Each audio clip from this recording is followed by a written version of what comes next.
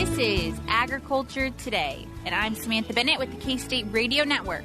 Ahead of us on this Tuesday's program, we start with K-State veterinarian A.J. Tarpoff. He joins us to address current cattle concerns across Kansas, including maintaining the quantity and quality of water that our livestock receive, low forage availability, and preparing for spring calving now. Mark Gardiner of the Gardiner Ranch in Ashland, Kansas, joins us to share insight into the history of the Henry C. Gardiner Global Food Systems Lecture Series. We end today's programming with this week's Milk Lines, where K-State dairy specialist Mike Brouk looks at the current trends in fluid milk sales and discusses ways producers can adapt to meet consumer demand. That and more is coming up ahead on Agriculture Today.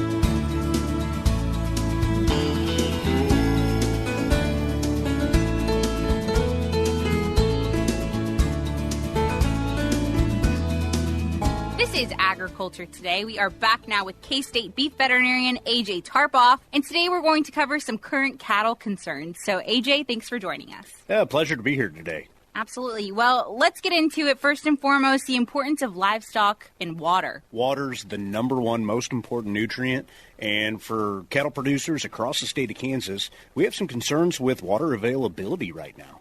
There are a lot of dried up ponds. Maybe we're hauling water to where we've never had to haul water to. We've had to move cattle from pasture to pasture, location to location, depending on the water. It is a major concern, and it's a big battle that our producers are going through right now. So a couple of things to consider with livestock water. Number one, when we start getting low surface water, namely ponds, we start to have evaporation. We also have concentration. So whatever was in that water, if we have elevated levels of nitrate, some of the manure contaminants, some of the, any of the potential contaminants that are diluted out when we have a full pond, all of a sudden are at a concentrated rate whenever those ponds get low. So something to consider. It is a warning. It is something to keep a close eye on.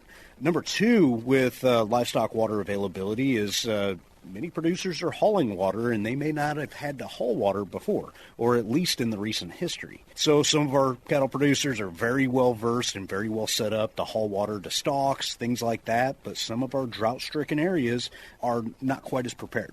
So one big warning, if you're going to be hauling livestock water, make sure that it is a water tank, okay, not a reused fertilizer tank. I know everybody's got those poly plastic tanks laying around. The nitrates that come out of some of those fertilizer tanks actually leach into that plastic, and we can get some pretty toxic levels if you're hauling water in some of those old fertilizer tanks. So if you're going to be hauling water, make sure you have a clean water tank. Absolutely. Yeah, key to remember for sure. And just in case those listening aren't hearing completely what you're saying, what are some toxicity signs they can look out for if they're not exactly taking your advice full force? Yeah, so nitrates, obviously we have low forage availability right now, so nitrates can happen in the plants. We have a stressed plant. It usually hides out in the lower third of the plant, whether it's a planted forage or some of our pasture grounds. There are some particular grass species and plants that can harbor more nitrate issues. Again, water. It's total consumption, whatever's in the water and what they're consuming. So nitrate issues. So many times some of our first symptoms are either abortions, multiple abortions within our cow herds, or even cow death. So nitrates really impact the ability of that animal to utilize oxygen. So what we can see is they can suffocate, where they can't get the oxygen to the tissues that are needed. That's one of the kind of key symptoms is we can have abortions, we can have death, we can have a lot of different functions. So monitoring those nitrate levels is very important. Absolutely. Definitely not something that you want to guess about when it comes to nitrate concerns. But again, another nitrate concern area is low forage availability that we have going on right now. A lot of producers are feeding abnormal feedstuffs. Abnormal feedstuff seems to be the topic of the day. When pastures are low, grass growth and availability is quite low. Producers are thinking outside of the box on what other resources are available to be able to provide the adequate nutrition and energy and protein for our animals over the winter months. So some of these alternative forages, whether it's a failed crop, whether it's, you name it. We've heard of all types of things coming through, our beef team. But a couple things to consider. One, do we know anything about that product? Okay, if it's drought-stricken, we may not know the nutrient availability. We don't know how much protein, how much energy. Is it readily digestible or not? So really work with your local extension agents. Make sure that we get some forage testing done. If we don't know what that product is, we don't know how to feed it appropriately. Really getting those tests, making sure we know what it is, but also ensuring that it's safe. Things like nitrates, potentially prussic acid, making sure that we know that it's safe, we know how to feed it, and what to expect from those alternative forage products, I think is a really important concept. Absolutely, yeah. Some of the herbicides and pesticides previously used on some of these materials might be something that you need to consider. So consulting with local extension on that as well? Absolutely. This question has come up a handful of times, and it is something to consider. These alternative forages may have been a failed crop that its initial purpose was not for a forage. Maybe it was for a grain crop or soybeans, something along those lines. So we don't traditionally graze or bale or try to harvest for cattle feed, that its ultimate purpose was for something else, but now it's kind of falling into the forage and the grazing or the feeding aspect. So herbicide and pesticide usage, previous herbicide usage, we may have extended grazing or baling and feeding withdrawals, essentially. We talk about meat withdrawals for use of antimicrobials or animal health products, but even with herbicides, we have grazing restrictions on how long that we may have to wait before we can harvest it or graze it with our livestock. So it's essential, read the label. Okay, we have, I know the labels on those herbicides are extensive, but there's a lot of really good information in there, making sure that we're following the label recommendations. Absolutely. But even looking forward ahead, some issues to be wary of, right? Even into the spring. As a veterinarian, I'm already thinking forward to calving season for our spring calving herds next year. Okay, January, February, March of next year. What I foresee looking out on the horizon, things to be aware of, things to manage today, and the decisions that you make as a cattle producer today will impact your calving season this coming year. What that looks like to me is, number one, we might be on a stored forage for the foreseeable future. Obviously, cattle that are grazing green grass have a plenty supply and store of vitamin A. If they're on a stored forage for long periods of time, the bovine animal can only store about 4 months of vitamin A within its liver stores and its fat stores. So making sure that we are providing supplementation of that vitamin A all the way through the winter, while we know they're not consuming anything else from those stored forages, no green grass, we can provide that supplement so they have adequate stores to be able to pass on to their calf. To coincide with vitamin A is also body condition. Okay? It is easier to maintain a cow through the winter than try to play catch up the later we go into the season. She might be in third trimester, which is a huge amount of energy and resources that go into developing that calf. So maintaining that body condition score all the way through winter and starting that now really gives that animal the best opportunity to get its calf into calving season off to a good start. Whenever they start to get a little skinny, guess what? We have lower quality colostrum, quantity and, just overall amount that we are not providing that adequate nutrition store to that newborn calf in its first meal. So we want to keep those cows at a body condition score of 5 or higher. We start getting into 3s or 4s, they're starting to get skinny. We will not have that quality, and the colostrum, the passive transfer just won't be there. That's where we end up if we couple that with low vitamin A levels. We have poor immune function. We have weak calves, kind of that weak calf syndrome. That's what we're trying to avoid, and how we manage cattle from today till then really makes the big difference. Yeah, a recipe for disaster if you don't think about these things now, like you mentioned. Getting started now with making sure you're getting some weight on those cows, and then also supplementing vitamin A, because like you said, only 4 months really that can really be stored up. And it's a long time till March when we have the next green up. So that it is, unfortunately. And of course, it is hard to maintain body condition when there is low forage availability. So right now, it's really just a culmination of many different trials that we're facing as cattle producers. It really is. And I'd like to throw a little perk is currently at my beef team, team and myself, we're going on the road. We kind of have the road show talking about drought, feeding cows through the winter, some of these alternative forages, a lot of great information. So please, over the next 2 weeks, we will be probably in one of your local areas. We're doing 7 meetings throughout the state. Please check out ksubeef.org for all the meeting locations that are coming up. Excellent. And during that time, will producers have the ability to ask any necessary questions that they may have, or are you guys going to be kind of lecturing on the go? Oh, no, this is very dedicated to the producer. So bring your own individual questions.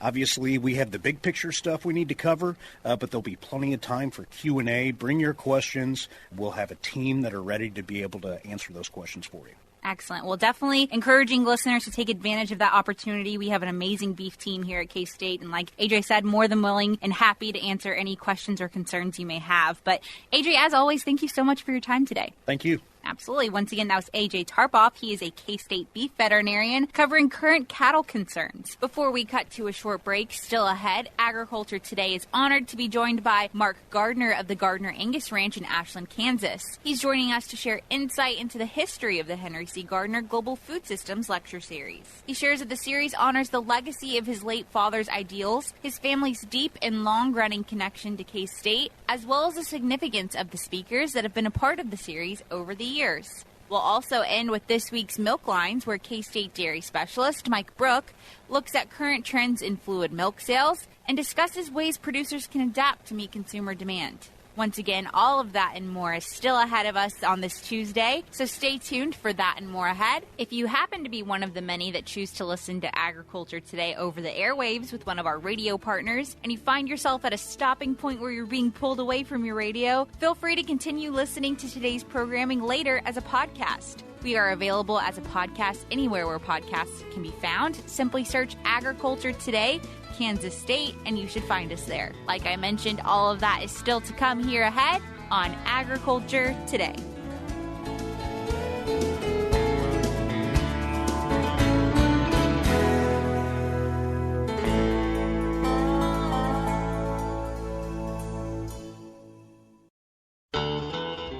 This is Agriculture Today. We are back with a very special guest. His name is Mark Gardiner from the Gardiner Angus Ranch in Ashland, Kansas. He is joining us today to speak about the upcoming Henry C. Gardiner Global Food Systems Lecture Series. So, Mr. Gardiner, thank you so much for joining us today. Well, thank you for having me, Samantha. I'm happy to visit and always happy to come back to Manhattan. Well, we appreciate you making the long drive out here this morning. But I really wanted you to come in today to kind of talk about the history of this lecture series and its significance for your family. Well, Samantha, when we think about the history of this, it seems like yesterday, but it wasn't. We announced this lecture series, and we actually have a scholarship in my dad's name, too, back in 2011. And so as we go through all of that, and we wanted to honor my dad's curiosity and his search for doing better ways in agriculture, but also when we think about Kansas State University and we think of the things that we've learned here through the years, and I'm looking at a K-State Research and Extension sign, and frankly, K-State Research and Extension helped keep Gardiner Angus Ranch in business and working with K-State and Extension not only at Kansas State but all over the United States. So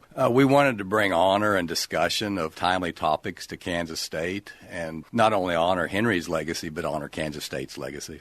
Absolutely. And over the years, I think the lecture itself started in 2016. Is that correct? Well, I know this because the very first one in McCain Auditorium, Henry Gardiner died January 21st of 2015. And so one of the opportunities to have discussion, we had that first lecture series actually before his funeral. And so that would have been back in 15. And we had one prior lecture series with Steve Hunt at Weber Hall the previous year. So that was more unofficial, more through the Department of Animal Science. But 2014 is actually when it kicked off. How is this lecture series, you mentioned it's a legacy of your father, his ideals. How is it really connected since its start to now where it's at? How has it carried through his message? Well, Samantha, and I want to step back just a bit, and people say nice things about our family, but I really want to stress this morning that it's not just us.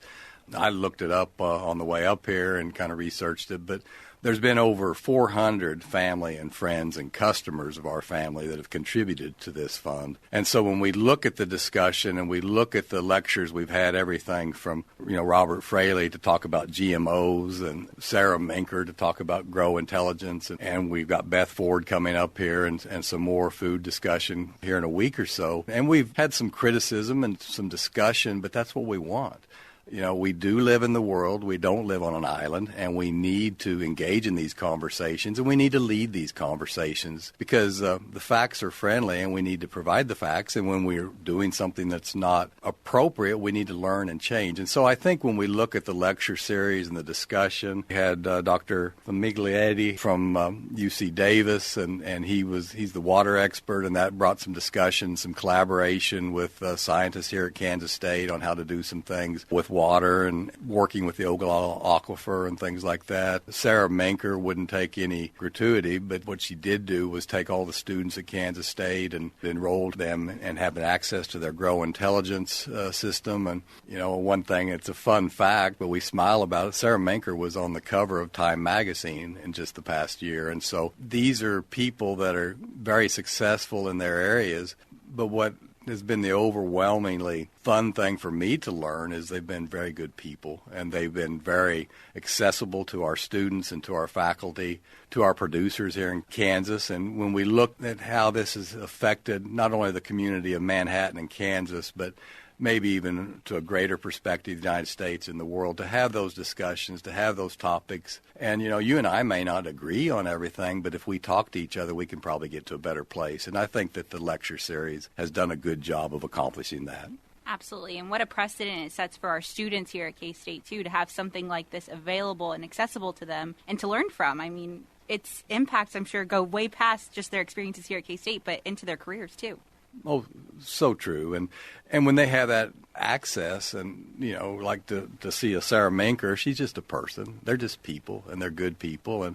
And so when you say, why not me? I can do that too. And so that curiosity leads to a better place. And, and we did, I lost track of it, but 50 or 60 different research projects, primarily with Kansas State Animal Science. But, when I got out of college here in 1983, I always used to joke I was Mark Smart Gardner. I knew all this and that. I was like, Dad, we're pretty busy. We don't have time for these research projects. He said, most of these research projects don't work out. But what will work out is we're going to learn something, and we're going to be with good people, and we're going to maybe go a different way. But doing all those things helps us find the answers that we need in our business and in our community to survive. And that's so true. The impact of research, it's so important, and so important that producers like yourselves across Kansas, I know that K-State, we really value those relationships that we have in terms of our research that goes on here. But you've mentioned the connection to K-State several times now, but when it came to choosing where this lecture series was hosted at, why did you ultimately choose K-State? We have quite a few interns, and we have a lot of visitors and such, and I always tease them when we go to Manhattan, we're going to the Mecca. But when I say that in all due respect because, all my life, ever since I was little, following Henry around, when we had a problem, we called K-State. I was on judging teams in Forage, and when we went to judging contests, Kansas State, their team was there judging, and it's like, I'm going to judge for them someday. And I did. But it was always the place to have discussion, but it's also a place to solve problems and a place to get answers. And so I think maybe at Kansas State at times we overuse the word family, but not really. It's the family that brings us all together. Oftentimes they'll joke about our family. How y'all get along? And I say, oh, we don't. But at the end of the day, we have to. And so when we can come here, have discussion, for an analogy, sit at the table together and solve those problems, I think that's why Kansas State's so important to so many of us. That culture, a key aspect of the university for sure. And when it comes to some of your fondest memories with this lecture series that honors your father, that is so well known and obviously has made a huge impact on those here at K-State, what is your fondest memory of this lecture series so far? I mentioned that the first lecture was within a week of his passing, and I don't know why they have me, but they'll have me come and give a rah-rah at the beginning of the lecture. But I can talk to a packed McCain auditorium. That's no big deal. But the family and the friends and those people in the reception that have made this happen, I'll think about, I call him Uncle Larry Cora, or I'll talk about Dave Nichols, or, in my day, Daddy Don Good. So when you think about that and you look out there and you see the people that matter, and I could, go on and on, but I think when we look at that, and then when we have those interactions with the students and getting to see them meet with these people that in their mind are huge in the world of agriculture today, just seeing that. But it's really that connection one-on-one. And so those interactions with the people, not only the thought leaders, but even the people that help fund this, has been very meaningful to me. It's clear to see that even just in our conversation, how this series is so important for your family and the work that your father did and the work that you're hoping to see it continue on, and the legacy that it's continuing through this lecture series, how it's inspiring students and, like you said, those alike that are in the university and those even beyond. So I'm very excited. I'm hoping to attend the lecture series myself if I can. Hoping to. We're asking you to be sure to be there. I will do my very best. Absolutely. And then in terms of this year's lecture, you mentioned Beth Ford. She's the president and CEO of Land O'Lakes, and she's going to be speaking here at the university on October 11th. That's this upcoming Tuesday. So what excites you most about the lecture this year? I think just the opportunities that we have in agriculture and to feed the world. I often joke with students here and other colleagues and producers, they talk about 7.5 billion people in the world today, and how by the year 2050, we're going to have 10 billion people. And, we're going to have to produce more food at that point in time than we have in the history of time. And so I challenge students, and I will challenge Beth, is number one, in 2050, I plan on being here, and I don't want to be hungry, and I don't want anybody else to be hungry. And that's the challenge. The good news is we can do this, and we will. And so I think when we talk about the opportunities that she sees in agriculture, and she's going to have a whole different window than many of us do in our little segments of agriculture. But I think when we bring that together and we bring that science and technology, not only with the challenge, but with the need, and ultimately what we've always done here at Kansas State and at the United States and in the world, is we'll figure it out and we'll get it done. Well, if that doesn't inspire people to attend, I don't know what will. But in terms of what you hope those who attend walk away with, that you've kind of hinted at it just there, what do you hope students, individuals that attend, what do you hope their biggest takeaway is? I think first and foremost that all of this is real and tangible. I think secondly, when I look in the mirror, that's who needs to get after it, and that I can do this too, and nobody else caused this, so what am I going to do to make this place a better place? And, there's a coach here, and he's still pretty famous, and we try to live by that. What are we going to do today to get as much better as we can at everything we do, and then we add that up. Let's just improve 1% every day. Just think where we are in 100 days. So we're very proud of that legacy, but I think realizing that the time is now, and look in the mirror and let's go. Absolutely. Well, with those words of wisdom, Mr. Gardiner, we're going to let you go, but we can't thank you enough for your time. I know listeners will enjoy hearing this conversation, and I'm honored to have been able to have had you here on the show, but thank you so much for your time. Well, thank you, Samantha, and I appreciate your communication, and I listen to your podcasts, so they're very, very useful and helpful, and I thank you for all your efforts. Well, I appreciate it. I'm honored to have you as a listener, as well as everybody else tuning in, but thank you so much again. Once again, that was Mr. Mark Gardiner from the Gardiner Angus Ranch, joining us to cover insight into the upcoming Henry C. Gardiner Global Food Systems Lecture, as well as a history on the series itself. We'll be back with more ahead on Agriculture Today.